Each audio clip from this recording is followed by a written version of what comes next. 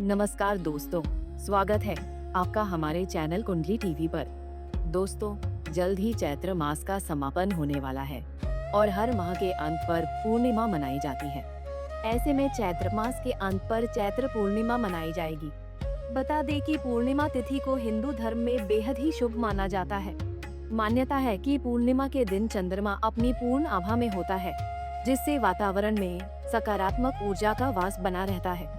इस दिन के अवसर पर विशेष रूप से मां लक्ष्मी और भगवान विष्णु की पूजा करने का विधान है। साथ ही इस दिन पवित्र नदियों में स्नान और दान करने की भी परंपरा है। कहते हैं कि इस दिन इन कार्यों को करने से जातक को शुभ फल की प्राप्ति होती है।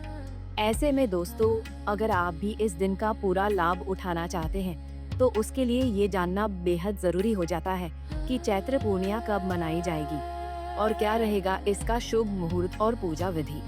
तो चलिए आज की इस वीडियो में इसी के बारे में जानते हैं और शुरू करते हैं बिना किसी देरी के। हिंदू पंचांग के अनुसार चैत्र मास के शुक्ल पक्ष की पूर्णिमा तिथि का आरंभ 1 अप्रैल दिन बुधवार को सुबह 7:06 पर होगा और इसका समापन 2 अप्रैल दिन गुरुवार को सुबह 7:41 पर होगा। इस हिसाब से चैत्र पूर्णिमा 2 अप्रैल को मनाई जाएगी और चैत्र पूर्णिमा का व्रत 1 अप्रैल को रखा जाएगा। वहीं उदया तिथि के अनुसार पूर्णिमा के दिन चंद्रोदय 2 अप्रैल शाम 7:07 पर होगा। बात करें इस दिन के महत्व की तो माना जाता है कि इस दिन किया गया व्रत और साधना घर के वातावरण को शांत और सकारात्मक बनाता है। मान्यता है कि देवी लक्ष्मी की पूजा करने से धन से जुड़ी रुकावटें धीरे धीरे खत्म होने लगती हैं और समृद्धि के रास्ते खुलते हैं।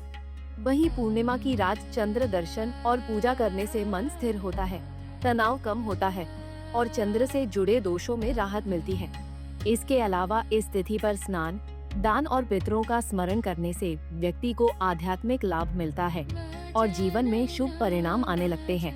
चलिए अब आपको बताते हैं इस दिन की पूजा विधि के बारे में।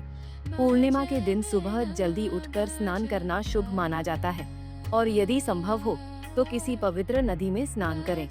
इसका अपना विशेष महत्व माना गया है। स्नान के बाद सूर्य देव को जल अर्पित कर मन ही मन व्रत का संकल्प लें। इसके बाद भगवान विष्णु और माता लक्ष्मी का स्मरण करते हुए पूजा की तैयारी शुरू कर दें। एक साफ सुथरी चौकी पर पीला वस्त्र बिछाकर उस पर भगवान विष्णु और माता लक्ष्मी की मूर्ति या चित्र स्थापित करें।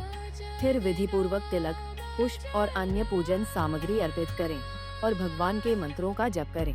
श्रद्धा के साथ भोग लगाने के बाद व्रत कथा का श्रवण या पाठ करें और अंत में पूरी श्रद्धा के साथ आरती करें।